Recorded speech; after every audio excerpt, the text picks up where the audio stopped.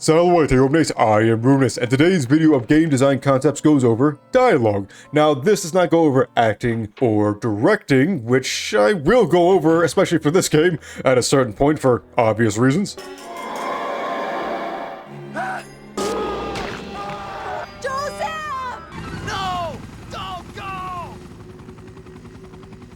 But this video will instead go over dialogue for games, which should be succinct and not take away too much autonomy from the player, and also relevant to the situation and not kind of be campy or stupid, really.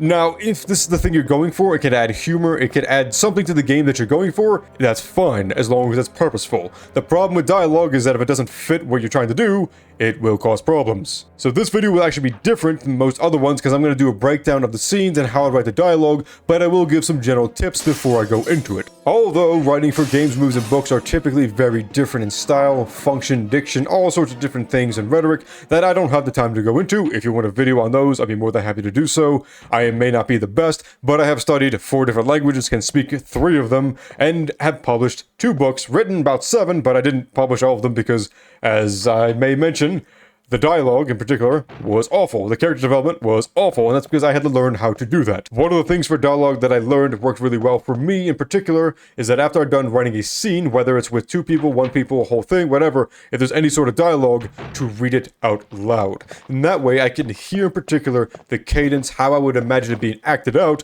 and therefore, if you imagine it being acted out or spoken in real life, you can go, hey, why would they say that? Why would you do that? And that's often what happened with my first couple books, is that once I had learned some experience, I realized when I read them out loud and kind of reread the dialogue, I went, wow, no one would actually ever speak like that. That's really dumb, it's really pretentious, it's really stupid, it's really, it's whatever, but it's something that just, it doesn't make sense, it clashes with the theme, the flow, whatever it is, it just doesn't work. Another thing is that you want the dialogue to represent the scene or the environment at hand. One thing I'll point out often in this video is that the dialogue for this game oftentimes is very flowery, doesn't revolve around what's going on. It's just generally just like, hey, there are zombies eating our faces, but let's talk about the plants over in the corner. Aren't they so great? Like, it just doesn't make any sense. Another thing is that you want your dialogue to be succinct. You don't want it to go on for hours and hours and hours. Looking at you, Metal Gear Solid 4. If you're making a story-driven game, a visual novel, or anything of those sorts, obviously, those are going to be exceptions to the rule, but generally for any other game, including horror,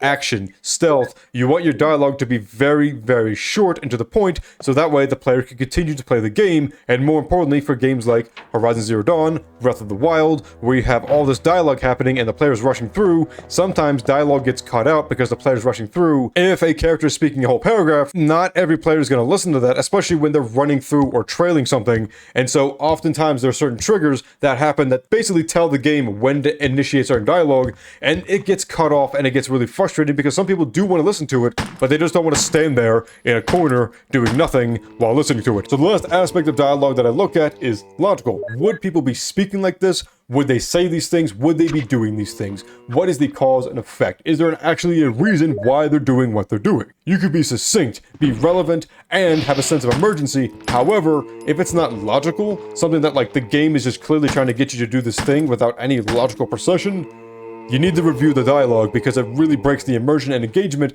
and generally it just doesn't make any sense. Now, people will probably still play your game because the story really isn't that important to the gameplay. The gameplay is the most important thing, but it is something that people look at and review and focus heavily on, especially in current days. The Last of Us being a good example that has very good and strong writing, acting, and directing, and that is one of the things that most of the dialogue is logical and it makes sense in that situation that they're in. So in general, those are my tips for writing dialogue. You want it to be succinct, you want it to be relevant, logical, and you want it to be realistic. And to show what I would consider bad dialogue and pretty much everybody else alive ever, including the people who made this, I'm going to show scenes from Resident Evil 1, the original one, and explain why certain parts are bad, and also what I would do to change or fix them. Now keep in mind, some of these are translation errors. This was written in a time where the internet wasn't very prevalent, it wasn't very strong, and so finding information, getting localization was hard. So there are some leniencies and some things that are here because they just didn't have the money, the budget, the experience,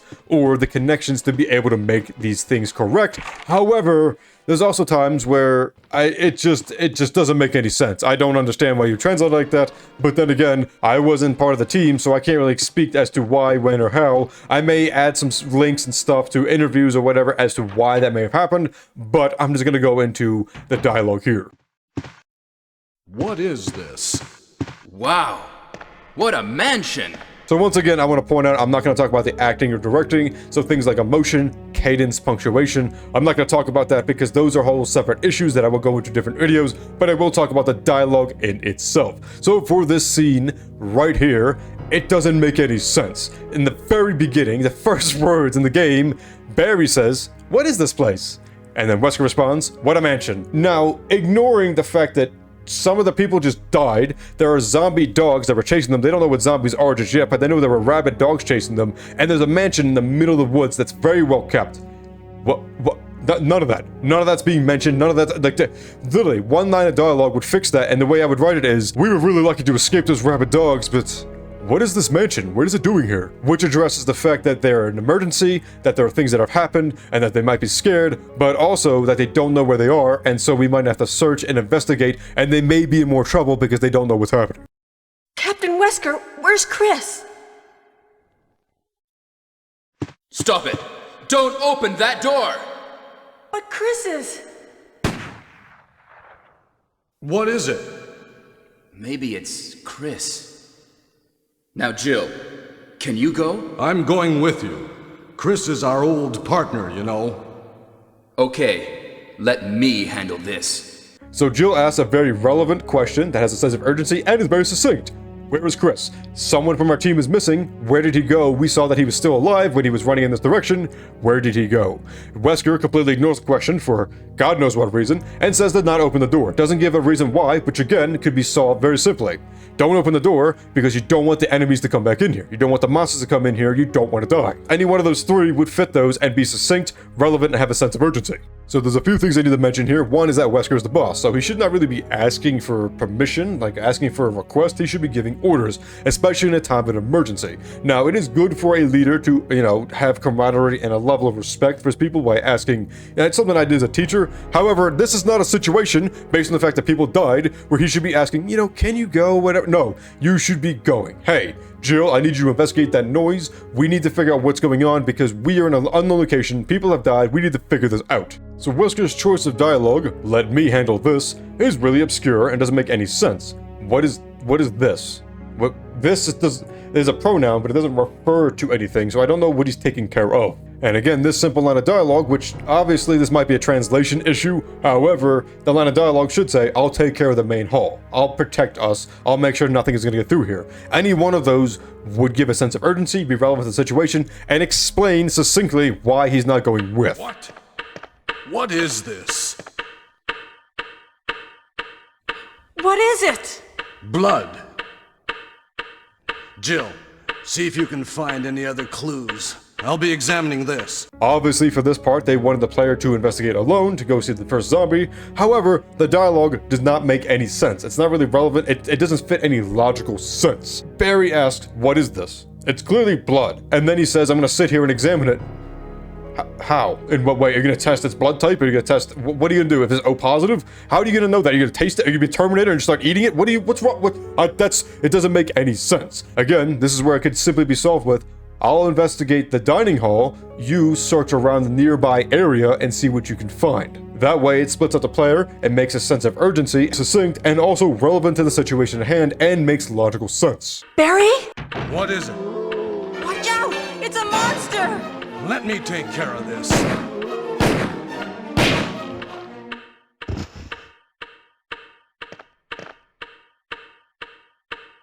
What is it? Kenneth was killed too. Maybe by this creature.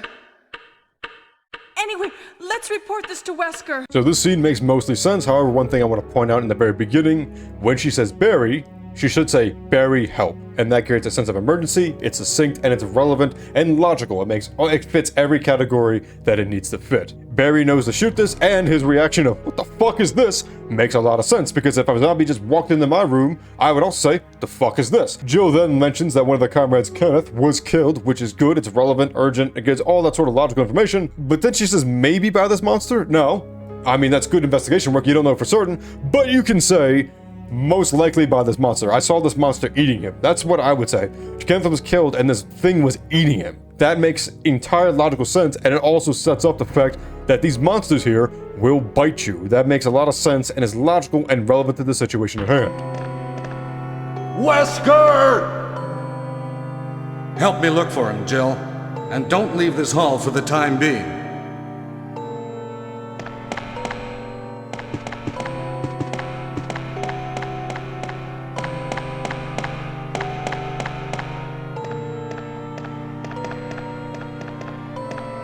Find anything, Jill?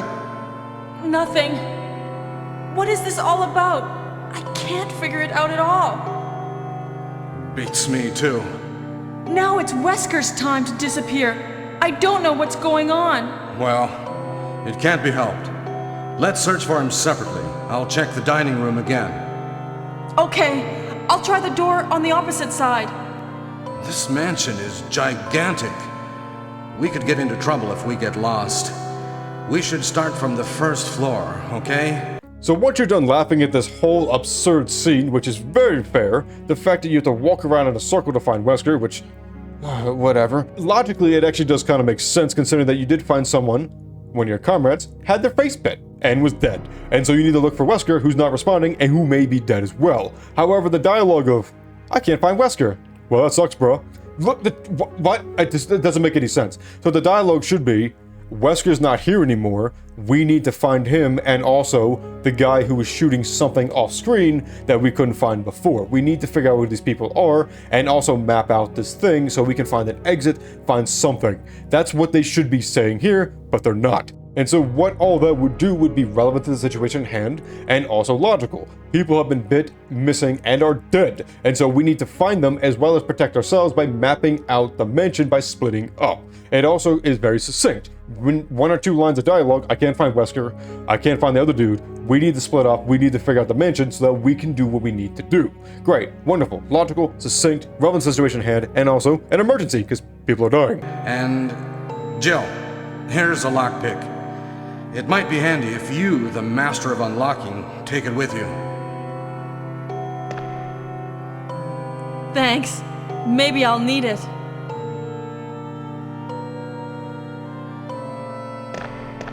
Listen, if something happens, let's meet up in this hall.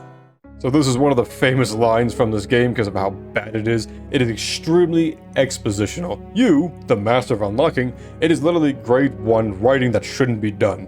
There's no reason to do it here. There are times where exposition can work. This is not one of them. A better way to write this that is a little bit expositional. So you kind of have to be at certain points, as I mentioned before, but a better way to write this is, hey Jill, I found a lockpick. You'll be much better with it than I would be. So Barry says that he's going to be in the dining hall. Not in the dining area, not in the west wing, whatever you want to call it. No, in the dining hall. Which to me doesn't make any logical sense. If I, Jill, and the player looking on the other side of the mansion, on the right side of the mansion, he should be checking the left side, which means he should be looking for the guy who was shooting things, I should be looking for Wesker. None of that is mentioned, and it really is weird the fact that Barry's just kind of off screen, just sitting there. Why isn't he actually doing anything? And that's where it doesn't make any sense because there's no urgency, there's no relevance, there's no logical side of this. Well, why? Why is he doing this? Why is he just sitting on his ass while I'm doing everything? When clearly, situational wise, he could be doing a lot off screen. Hey, what's going on? Jill? Is that you, Jill? What happened? Barry, help me please. The door won't open. Quick! So here there are a few things. One of them is a direction problem where she says, what's going on? Like 30 seconds after this thing started. Why does it take so long for you to figure that out? The other issues are the dialogue in itself. So when Barry says, what's going on? And she says, help me, which is good, has a sense of urgency, relevant, all sorts of things. What she should say is, help me, the door won't open and I'm about to be killed. that creates a real sense of emergency rather than the door won't open. Because if someone tells me on the other side of a door, I don't think they're about to die. I may hear some weird mechanisms, but considering that there's weird zombie creatures and I'm in this weird mansion, I'm just like, whatever, there's some weird clockwork going on. That's something that should be put in the dialogue that wasn't there. That was too close. You were almost a Jill sandwich. You're right. Barry, thanks for saving my life. Obviously, I had to include this very other famous line, which I do think is funny. Some people think it's campy or corny. I think it is funny because it is a nice joke to have, but the one thing I would perceive this by is, hey Jill, are you okay? Are you hurt? Anything? And she says, no, I'm fine. I was just a little bit scared. It's like, good, I'm glad you're okay because you almost turned into a Jill sandwich. That way it leads in logically to what you would do. In that situation, you wouldn't immediately make a joke. In a life-threatening situation, generally you want to make sure that they're okay first, both mentally and physically, and then lead into the humor or the empathy, whatever you want to do to help soothe their mind. Jill's reactions here are also weird, saying, oh, Barry, as if it was, I don't know. I think that was just some weird 90s kind of like damsel in distress thing that they wanted to write, but I would have said, thank you, Barry. Thank you very much. I almost collapsed or whatever, something like that. Just something that like tells them that they're relieved. It also would help lead into the joke, knowing that they are not mentally in dire straits. Also, the "you're right" it feels really weird and out of place. Again, it could be a good joke, but the way that the rest of the joke is written out doesn't really work. It doesn't pan out well. But Barry, didn't you say you're going back to the dining room to do some research? Why on earth are you here? I just had something I wanted to check. Now, let's get back to searching for the lost captain and Chris, shall we?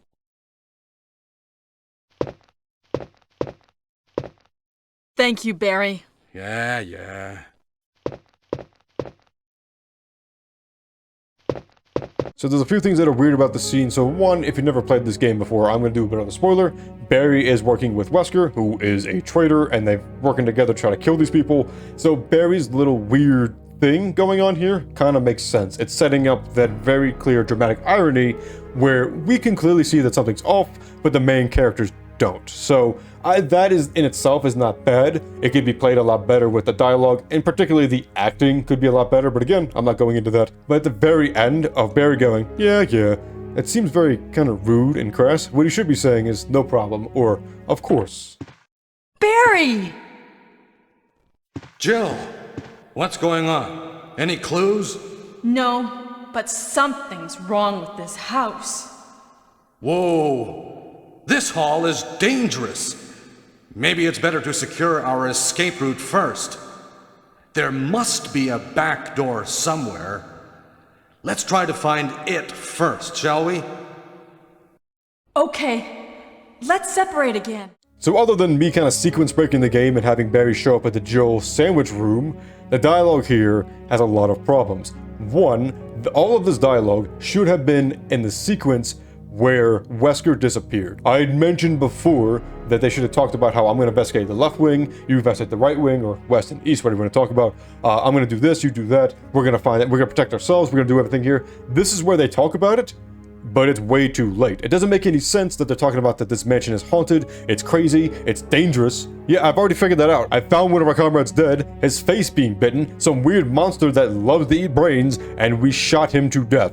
I don't need to be told this 15 minutes later. It doesn't make any sense. It's not logical, and it's not relevant to the situation at hand. Instead, what this dialogue should be is, I've searched through this part, I can't really find anything, but it's a lot more dangerous than we thought. Those monsters are everywhere. That way, it's relevant to the situation at hand, it adds on to what we know before, and it sets up the rest of the game. It lets you know that there's going to be monsters all throughout.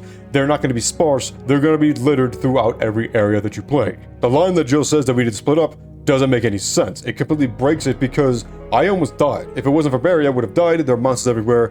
Why are we splitting up again? We should be sticking together and just working together to clear out this mansion and figure out what we need to do. Obviously, the game wants you to be alone, both for the horror aspect and also because of technical limitations, and a simple line of dialogue of, I know it sounds crazy, but we need to get through this as fast as possible because we don't know what else is out there. Let's split up again and cover as much ground as quickly as possible. You know, you can write that a little more succinctly than I said it, but that creates that sense of emergency, it creates that logical sense, and it's relevant to the situation at hand. I found something. What is it? It's a weapon. It's really powerful, especially against living things. Better take it with you. But how about you, Barry? I have this. Thank you. I'll take this then. And then there's the weapon issue, where first of all, he doesn't give her a weapon, he gives her ammo, which could be a translation issue, so I'm going to overlook that for the moment. But what I'm going to say is, what the dialogue should have been is, hey Jill, I found this very powerful ammo, or weapon in this case. I have my own very powerful weapon, as you saw earlier. It kills zombies and pretty quickly. I want you to have this to protect yourself when you search alone. That way it's succinct, hey, here's this, for this, and this. And it's also logical, because now you're being alone, I need you to be able to protect yourself. I don't need to hoard all this very powerful ammo when you can have some to protect yourself. This will be the last scene that I cover in this game, because I think I've given enough to show what works, what doesn't, and what to look for and how to improve it. You don't need to hit all 4 of those aspects that I mentioned before in every single scene, because you sometimes won't. There won't always be a sense of emergency. Sometimes there's humor, sometimes you have a lull between battles, and that's okay. But generally, if you have a very emergency situation and you don't have a sense of emergency or a relevant conversation, why do you have it? You need to figure that out. Another thing is, succinctly, you don't need 4 paragraphs to talk about something that could be said in 1 sentence. That is a huge problem that you need to look over, because it takes away autonomy, it adds to the fluff of the game, and generally, it's not interesting. It makes it really annoying to play. But that's gonna do it for me. Thanks everybody for watching. I hope you enjoyed this one. If you did, make sure to like, comment, subscribe, and ring the bell to be notified of future videos. This was a bit of a weird video for me. I've never done this kind of reaction or expounding type of video before. So if you like these, please let me know. If you have certain scenes or dialogue or whatever that you want me to review and kind of show what I would do or what I would do differently, please put in the comment section below so that we continue this. Also, anything that I've gotten wrong, things that you think that need to be added on, games that have good, bad, or very interesting dialogue, please put in the comment section below as well so we continue this discourse. But until next time, Wale te omnes.